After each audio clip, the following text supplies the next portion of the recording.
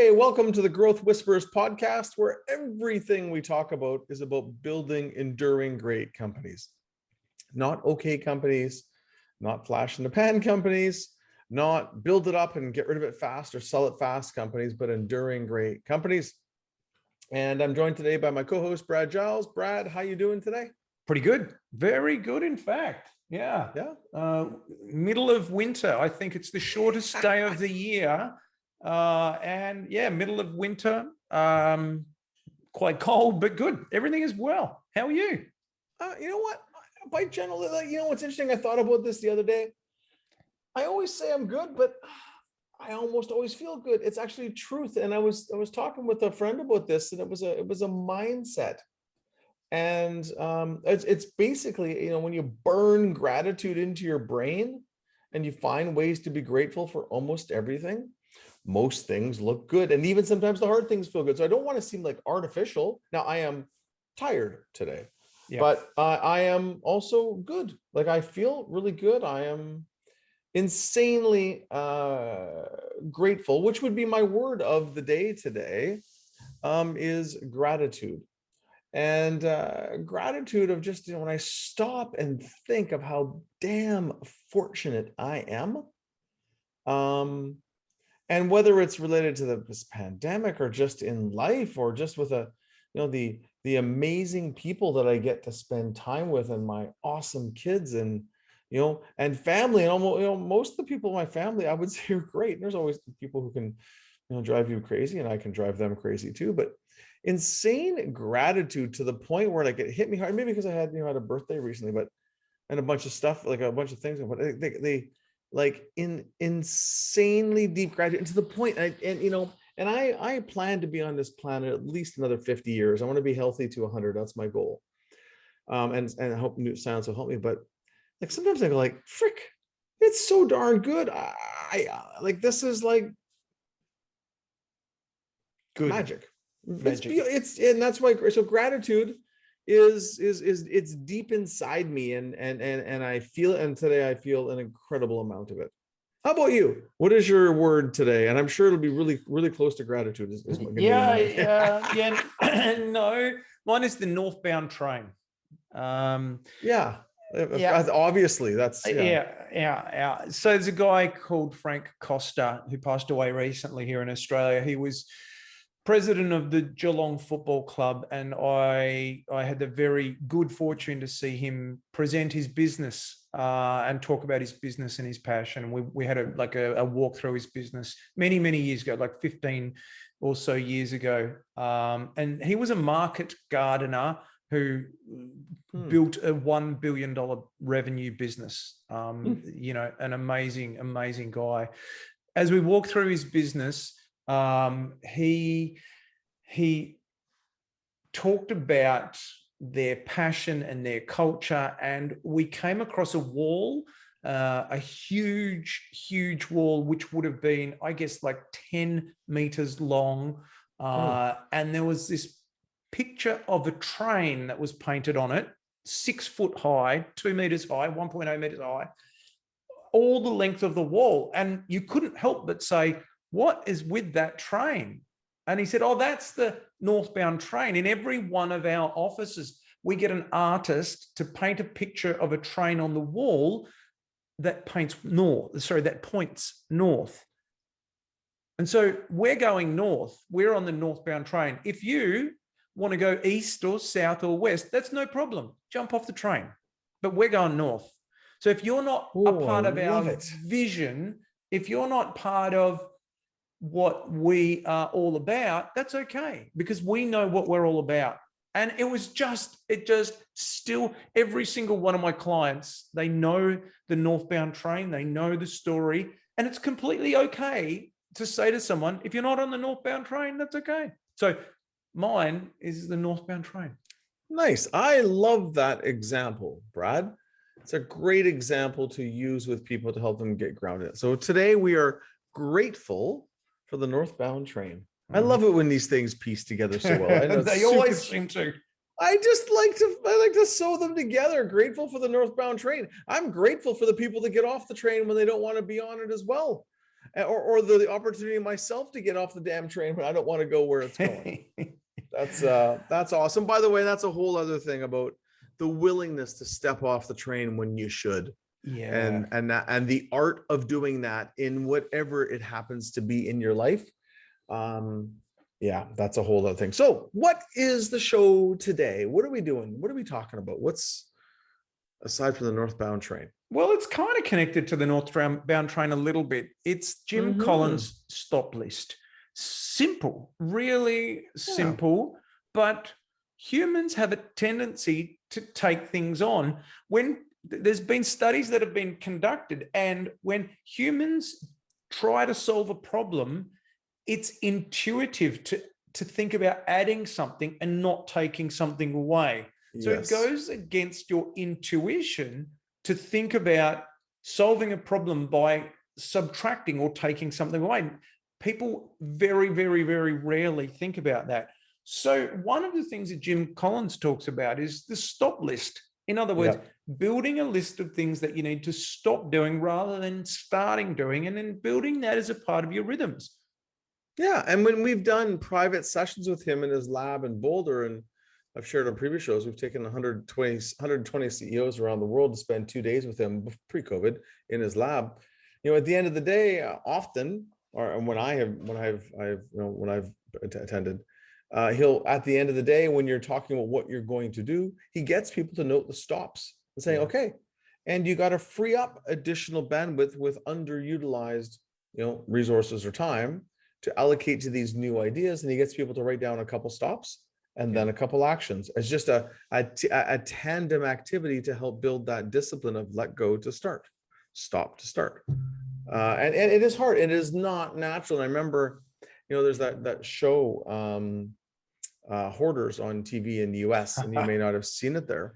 And it's basically these people who keep accumulating. Now, some people accumulate like cars in their farmyard, and some people like to collect spoons, and some people like to collect stamps or coins or photos or magazines or whatever it is. And these hoarder people, it gets a little beyond that, to the point where their houses are so stuffed with stuff, and it often ends up becoming messy and garbage and stuff that you can't, it's not safe. Never mind a fire hazard, but all kinds of other hazards. But you actually can't walk around the house because the house is so stuffed. So obviously, for most people, that's not their existence. But in reality, conceptually, we all end up with a lot of stuff. And sometimes we're very good at organizing it so you can't see it. And I have a friend who just moved recently, and they had an awesome, smaller place on the lake where they were. And as he's moving his stuff, he couldn't believe how much stuff they had jammed into the small place. And I'll kind of stop my share with a friend that I had years ago that she and her partner lived had a very Zen-like space. And it was in the city, so it was smaller. But they had a rule in their house: one thing in, one thing out. Literally, like anytime they brought something new in, something had to go out. And that's the only way they could maintain that Zen-like space. And that's kind of what we're talking about here is the discipline to get rid of things, or it's stop things. It's things, and it's things that you do. So yes, absolutely. So I think about one of the teams that I work with, the CEO applied this, I'm going to say probably 6 to 12 months ago, this kind of stop list rigorously. It was around January, actually.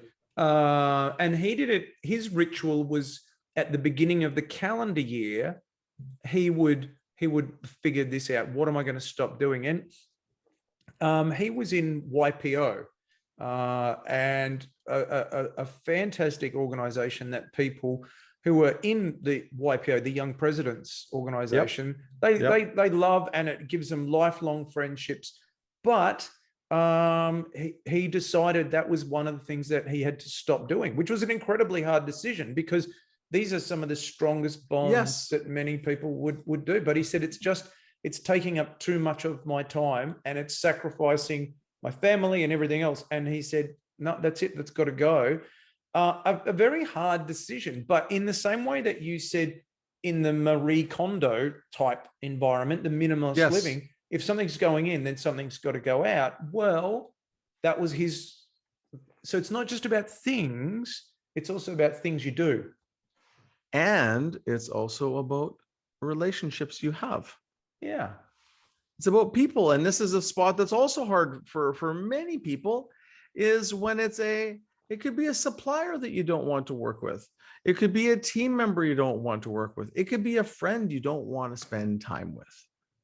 And those are also very hard because we feel responsibility. I was talking with an entrepreneur recently. I'm trying to remember who it was. It was a casual conversation, and and we were talking about it. And what we're talking about is, why they had a hard time letting go of some of these people. Well, they're like, well, they were there from the beginning.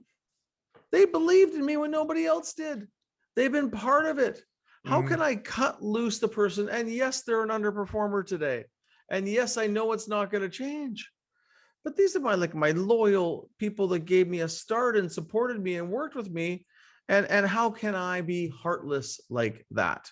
Yeah. Right. Or it's also stop inviting a certain friend to a party, or saying no. But here's the main thing in the world, and principally what I have learned myself in my own world, and I'm not always the best at it sometimes. But when you say a firm no and stop something, like it could be stopping a relationship, a behavior, a clutter, or whatever, you say stop, you say no, you make space for something else. Yeah. Literally, it's like when you stop, you eliminate all the cups in your cupboard, you make space to notice new amazing cups you would want. Yeah. Right. Or you clear space in your garden, you make space for ideas around a new one, or relationships or suppliers, right? Like generally something better always can show up, but there's no damn space for it in the system. Yeah. So it doesn't. Yeah. And so what we're saying is it's things that are burning resources or burning time. Yeah. That don't provide an effective return on investment. If it's yes. And by burning, there's waste. And then Yeah. also by burning, there's friction.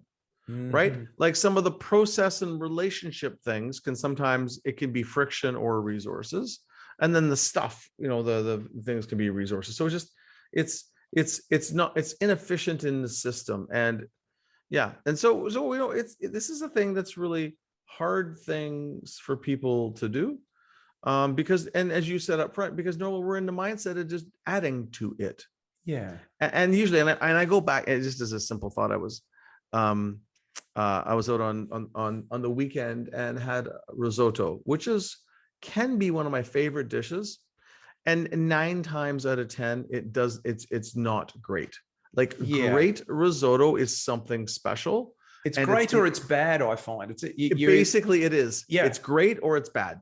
And the one I had was in the bad category. Mm-hmm. And but it was interesting. I was sharing with a friend that I've got a buddy in Dubai, Ed, and he's a masterful cook. And this guy, Ed, makes the world's best risotto. Ed has made, and he gave me the recipe. He actually told me all the ingredients, so he didn't fake it. And I made it twice.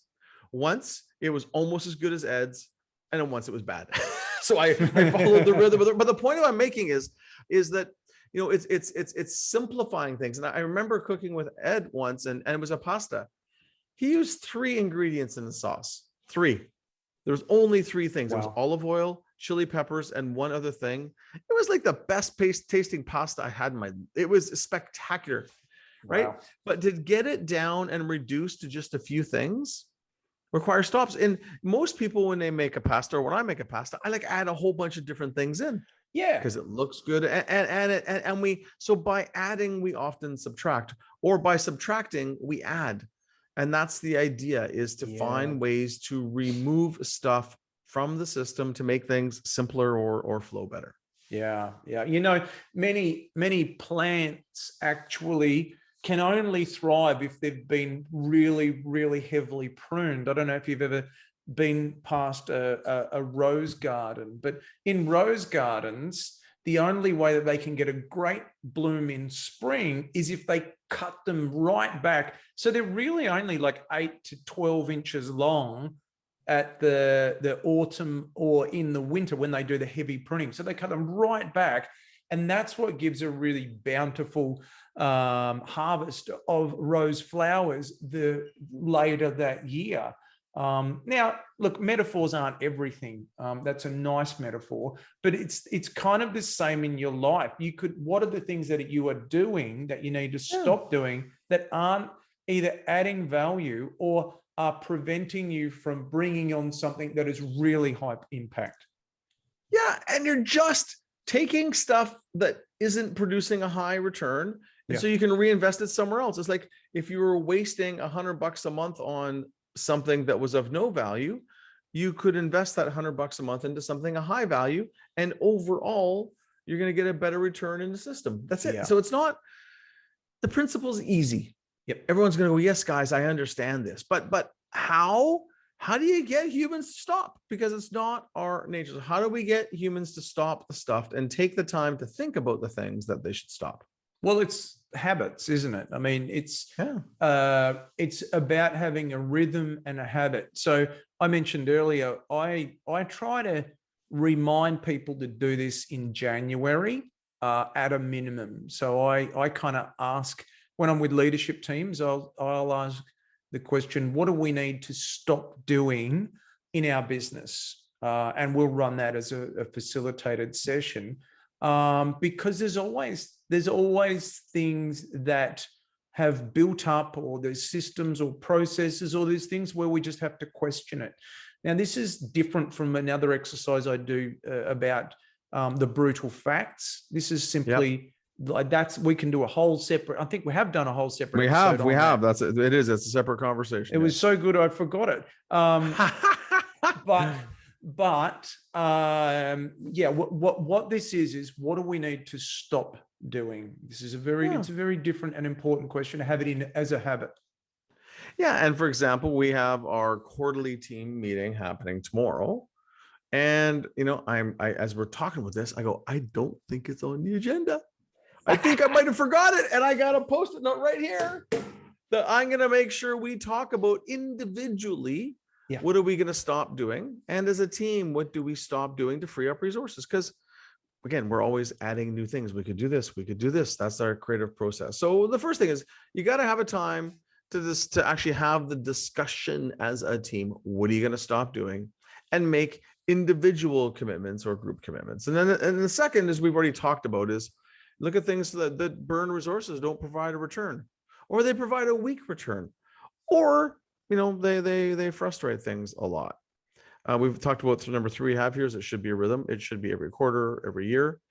I love it. I don't remember if this is on our list here today, Brad, but one team we worked with is that every individual team, like the final 5 or 6 on the front lines, would make a list of their stop lists, and they put it up on the wall, and so that they could actually remind themselves and then cross it off when it was absolutely stopped. Awesome. But it became an individual team working session, and that was their execution discipline. It's on the wall. Yeah. And then when you can fully say it's stopped, you can cross it off and move on to your other ones. It's such a way to break through the bottlenecks, isn't it? I love that. That's a fantastic idea. Yeah, it was great. It worked because it's visible, because we forget to. Once we decide, we need help remembering what needs to happen. So number 4 we have down here is ask a lot of people in your organization, leaders and managers, like get their opinions. And I think it's super important, which ties into number 6 of how you deal with it. But get people basically get them thinking about it, and then ideally empower them to do something about it. You want to touch on number 5 there, Brad? Sure. What could it be? Well, I guess first of all, I want to just close off the previous point. So there's a difference between a start, stop, keep and a stop list. There are similars. We're asking in a survey, we're asking a lot of people, generally verbally through a start, stop, keep. What should we start doing? What should we stop doing? And what should we keep doing? Many of our audience are obviously familiar with that. And that's more of a survey where we collect the data in a qualitative sense. But the stop list is often more of a brainstorming session. Yes. It's more of a team working together, perhaps, to figure that out. So, for example, we could be saying we're going to stop doing a part of a meeting. We could stop doing reports that don't work, stopping a client, getting rid of a client, stopping doing a service or a product. It could Yeah. be anything in the company or anything in the personal. But if we go back to the kind of beginning, it's what is burning resources or time. And we could therefore stop doing it to get somehow more time, more resources, or free up resources to be able to work on more effective things. Yeah, so this is more about a conversation and then making a decision about it versus gathering the information and kind of getting people thinking about it and going to do something. And there's lots of examples. The main thing is we got to just keep chipping away at it because they build up and people don't even think about it. And so there's kind of two versions once you have your list of what you do. One is empower people to do it, ideally at that team level, like we talked about. Hey, as a team, you decide what you're going to do, or as an individual, and do it. And then there's some stuff that's it's above their pay grade, or it's above their, they don't have the authority to do it. We're gonna stop paying commissions to salespeople. Yeah, that's not something you just go ahead and decide. Yep. Could be an excellent idea, could be a horrible idea, but that needs to get kind of put up on the list of projects that the team would work on, right? They would go to the appropriate people to have a discussion and to see if it's viable or if it makes sense. And maybe there is, maybe we're changing something notable like commissions. I'm making that up, but or how bonuses are calculated, or whatever it happens to be. Big things, and there's it needs to be prioritized, and a cross-functional team would take care of it.